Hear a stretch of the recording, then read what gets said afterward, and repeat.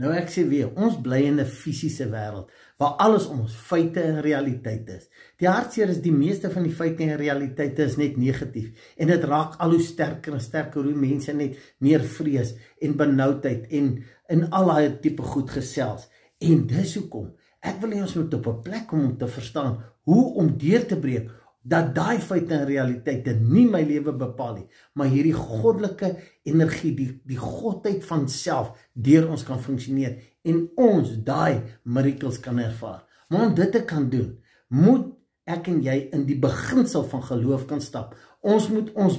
brein verstaan, ons moet kan verstaan wat is hierdie programme wat my terughou, ons moet nuwe, ek wil amper sê miracle breinprogramme begin te vestig, en daarvolgens funksioneer, en ons, dis,